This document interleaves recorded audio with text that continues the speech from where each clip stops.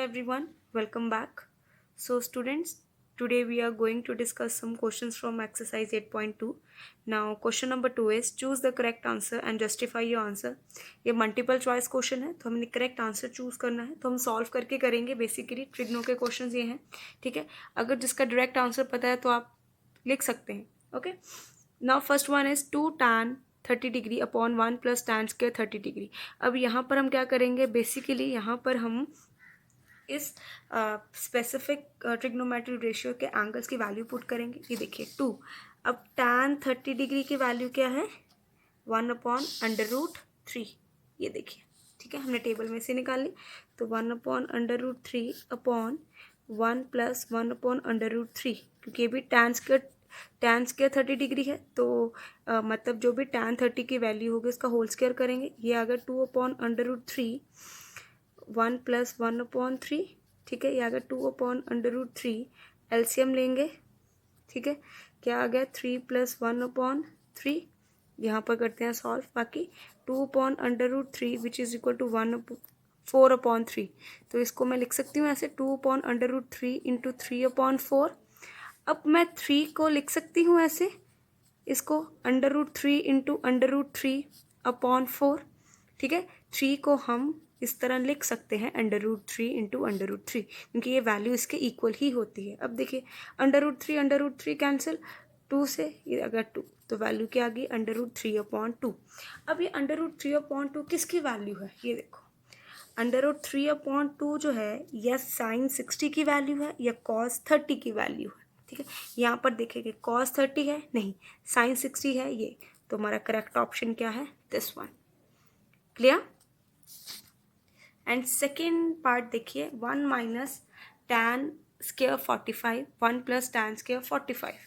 ठीक है, तो देखिए क्या होगा, पहले tan 45 की वैल्यू क्या है 1. ठीक है, अपने टेबल में से ली, तो देखिए 1 माइनस 1 का स्क्वायर अपॉन 1 प्लस 1 का स्क्वायर, तो ये आ गया 1 माइनस 1 अपॉन 2 0.2. तो आंसर कितना होगा हमेशा इसका 0. Clear. Now next question is, next part देखिए, sin 2a is equal to 2 sin a. उसने बोला sin 2a मतलब एंगल को डबल किया है, किसके इक्वल है 2 into sine a is true when a is equal to. ये कब ट्रू होगा, जब a की वैल्यू क्या होगी, हमने a की वैल्यू यहाँ पर देखनी है क्या होगी. तो सबसे पहले हम 0 डिग्री पुट करके देखते हैं क्या था, sin 2a is equal to 2 sin a. तो sin 2 इंटू 0, ए की वैल्यू हम 0 डिग्री पुट करके देखते हैं, 2 इंटू साइन 0. अब साइन 0 की वैल्यू क्या होती है 0, मतलब ये भी 0 और ये भी 0, ये क्या आ गया ट्रू. ठीक है, तो हमारा आंसर क्या आ गया, दिस वन 0 डिग्री. क्लियर, तुम्हारा आंसर क्या आ गया 0 डिग्री. ठीक है, अब हम बाकी की भी देखते हैं कि बाकी के केसेस में ये वैल्यू ट्रू है या नहीं, तो जो ये एक्सप्रेशन है ये ट्रू है या नहीं.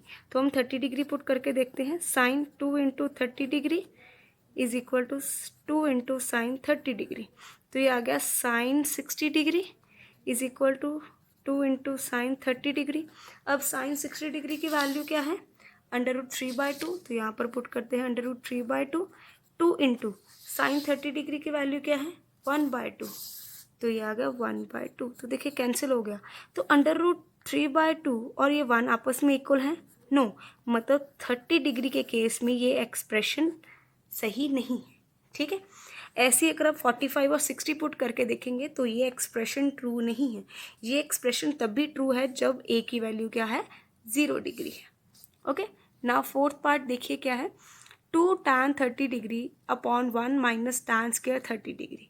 तो यहाँ पर देखिए 2 इंटू tan 30 डिग्री की वैल्यू क्या है 1/√3 अपॉन 1 माइनस tan स्क्वायर की क्या होगी 1/√3 का होल स्क्वायर. ठीक है, तो यहाँ की 2/√3, तो 1 माइनस 1/3. तो यहाँ पर सॉल्व करते हैं, ये आ गया 2/√3. एलसीएम लेंगे, 3 माइनस 1/3, 2/√3, 2/3. तो इसको हम लिख सकते हैं 2/√3. डिनोमिनेटर का डिनोमिनेटर जो वो क्या आ जाएगा न्यूमिनेटर में मल्टीप्लाई हो जाएगा, दिस वन इज 2. ठीक है, अब देखिए मैं यहाँ पर 3 को लिख सकती हूँ √3 इंटू √3 1/2, ठीक है। तो देखिए मैंने 3 को क्या लिखा, √3 इंटू √3। देखो √3 इंटू √3 √9 हो जाएगा, और √9 की वैल्यू क्या है 3, तो मतलब ये दोनों इसके इक्वल ही हैं, ठीक है। हम क्या कर सकते हैं, देखो कोई भी हमारे पास जो पॉजिटिव नंबर है यहाँ पर हम उसका अंडर रूट करके 2 बार लिख सकते हैं, कोई भी नंबर हो, चाहे यहाँ पर 3 हो, 4 हो, 5 हो, तो हम लिख सकते हैं। देखिए √3 से √3 कैंसिल, 2 से 2 कैंसिल, अकेला आंसर क्या है हमारे पास √3। अब यहाँ पर तो ऐसा कुछ नहीं है, यहाँ पर ट्रिग्नोमेट्री रेशियो है। अब हम टेबल में से देखेंगे √3 किस किस की वैल्यू है। एक है tan 60 की और एक है cot 30 की। तो हमने ऑप्शन में देखना है tan 60 है या cot 30 है, तो हमारे पास ऑप्शन में है tan 60, तो इसका करेक्ट ऑप्शन क्या हुआ, C. Okay students, now third question is if tan a plus b is equal to √3 and tan a minus b is equal to √3, trigonometric ratios की वैल्यू गिवन है। tan a plus b ये क्या हमारा angle है। हमने अब तक और इस पूरे चैप्टर में हमने जो ट्रिग्नोमेट्रिक रेशियोज के बारे में पढ़ा है, वो जो एंगल्स पढ़े वो क्या है, एक्यूट एंगल, मतलब trigonometric ratio of acute angles के बारे में पढ़ा है, ठीक है। तो ये क्या होंगे, a plus b acute angle है, तो उसमें a plus b, tan a plus b की वैल्यू कितनी है √3 and tan a minus b की वैल्यू कितनी है 1/√3। और उसने बोला कि जो a प्लस बी की वैल्यू है वो ग्रेटर देन 0 है and less than equal to 90 degree है, और एक कंडीशन गिवन है कि एंगल a की वैल्यू ग्रेटर देन है एंगल b से। तो हमने क्या फाइंड आउट करना है, a एंड b की वैल्यू, मतलब angle a and angle b की वैल्यू। तो देखिए हमारे पास गिवन है tan a plus B is equal to √3, ठीक है। अब हमने टेबल से ये देखना है कि √3 किस ट्रिग्नोमेट्री रेशियो के स्पेसिफिक एंगल की वैल्यू है। तो देखिए ये हमारा पास टेबल है, √3 किसकी वैल्यू है, tan 60 डिग्री की। तो हम लिख सकते हैं यहाँ पर tan a plus B is equal to tan 60 degree. क्यों, यहाँ पर लिख दीजिए because tan 60 degree is equal to √3, ठीक है। अब देखिए दोनों ट्रिग्नोमेट्री रेशियोज अगर इक्वल हैं तो इनके एंगल्स भी इक्वल होंगे, तो a plus B is equal to 60 degree, ठीक है। रेशियोज इक्वल हैं तो एंगल्स भी इक्वल होंगे, ठीक है। तो ये आ गई हमारे पास इक्वेशन 1। एंड हमारे पास एक और चीज़ गिवन है, tan a minus B is equal to 1/√3, ठीक है। और 1/√3 किसकी वैल्यू है, हम टेबल में से देखेंगे, तो ये है tan 30 डिग्री की। तो हम इसकी जगह लिख सकते हैं tan 30 डिग्री। तो यहाँ पर आप लिख दीजिए बिकॉज tan 30 डिग्री की वैल्यू क्या है, 1/√3। तो ये देखिए ट्रिग्नोमेट्री रेशियोज इक्वल हैं, tan, तो दैट मीन्स एंगल भी इक्वल होंगे, कंपेयर कर दिया हमने, ठीक है। ये आ गई हमारे पास इक्वेशन नंबर 2। अब हमने इन इक्वेशन को सॉल्व करना है। Solve equation 1 and 2 we get, देखो a plus B, a minus B, ये हमारी फर्स्ट इक्वेशन थी, ये सेकेंड इक्वेशन थी। सिंपली हम क्या कर लेते हैं, ऐड कर लेते हैं।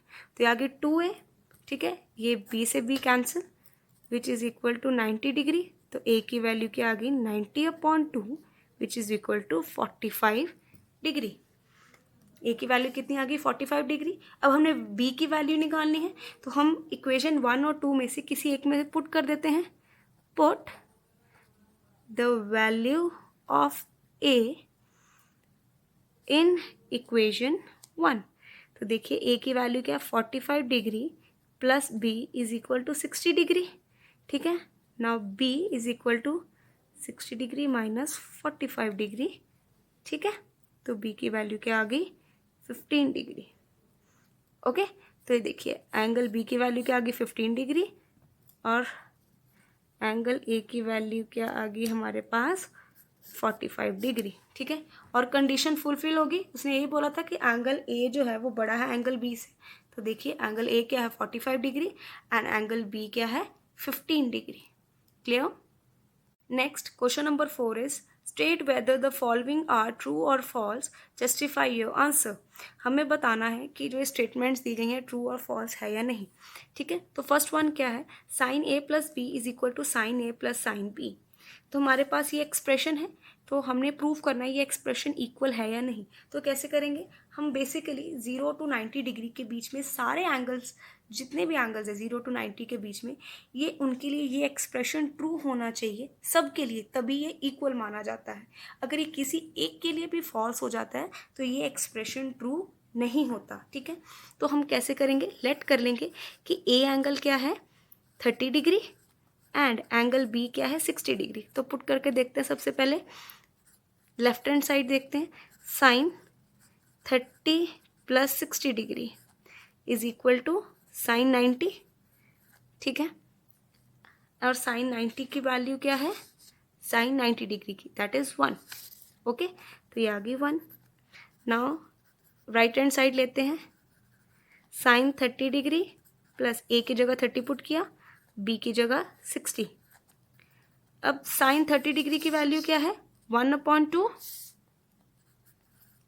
प्लस साइन 60 डिग्री की वैल्यू क्या है √3/2। देखिए एलसीएम लिया, ये आ गया 1 प्लस √3। अब देखिए ये दोनों वैल्यूज आपस में इक्वल है, नो मतलब जब एंगल 30 डिग्री है और एक एंगल 30 डिग्री है, दूसरा एंगल 60 डिग्री है, तो जो ये एक्सप्रेशन ट्रू नहीं है। ठीक है, तो दैट मीन्स ये स्टेटमेंट क्या होगी, फॉल्स। क्लियर। अगला है the value of sine theta increases has theta increases. कहते हैं साइन थीटा की वैल्यू इंक्रीज होती है जब थीटा इंक्रीज होता है। तो टेबल में से देखते हैं, ये देखिए ये इंक्रीजिंग ऑर्डर में वैल्यू लिखी मैंने 0, 30, 45, 60, 90।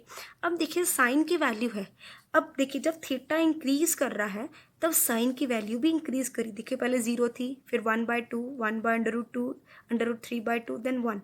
सो that means this statement is true कि जब भी थीटा की वैल्यू इंक्रीज हो रही है तो साइन की वैल्यू भी क्या होगी, इंक्रीज होगी। तो ये स्टेटमेंट क्या है, ट्रू। ठीक है, नेक्स्ट स्टेटमेंट है the value of the cos theta increases has the theta increases. उसने यही बोला है कि जब थीटा की वैल्यू इंक्रीज होती है तो कॉस थीटा की भी वैल्यू इंक्रीज होती है। नो, आप ये देख सकते हैं थीटा की वैल्यू इंक्रीज हो रही है, पर यहाँ पर कॉस थीटा की वैल्यू डिक्रीज हो रही है। ठीक है, ये देखिए पहले 1 थी, फिर √3/2, 1/√2, 1/2, देन 0। दैट मीन्स ये वैल्यू डिक्रीज कर रही है। सो ये स्टेटमेंट क्या होगी हमारी, फॉल्स। क्लियर। अब sine theta is equal to cos theta for all values of theta, कि जो साइन थीटा की वैल्यू है वो किसके इक्वल है, कॉस थीटा के सारे थीटास के लिए। तो यहाँ पर देखते हैं टेबल में से, यहाँ पर तो ऐसा नहीं है, 0 डिग्री पे दोनों डिफरेंट है, 30 पे भी दोनों डिफरेंट है, 60 पे भी दोनों डिफरेंट है, 90 पे भी दोनों डिफरेंट है, सिर्फ 1 डिग्री पे दोनों सेम है, दैट इज 45 डिग्री। बट उसने क्या बोला है कि सारे थीटा के लिए, तो दैट मीन्स कि जो ये फोर्थ स्टेटमेंट है ये भी क्या है, फॉल्स है। ओके, फिफ्थ स्टेटमेंट देखिए, cot A is not defined for A is equal to 0 degree. कहते कॉट जो ए है, कॉट ए जो ट्रिग्नोमेट्रिक रेशियो है कॉट ए, कहते हैं नॉट डिफाइंड है कब, जब एंगल क्या होगा 0 डिग्री होगा। तब देखते हैं हम किसमें, टेबल में, कॉट 0 डिग्री क्या है, नॉट डिफाइंड। ठीक है, तो दैट मीन्स ये जो स्टेटमेंट है ये क्या आ गई, ट्रू। Okay students, clear. अब इसी के साथ ही आपकी एक्सरसाइज 8.2 फिनिश होती है। Thank you.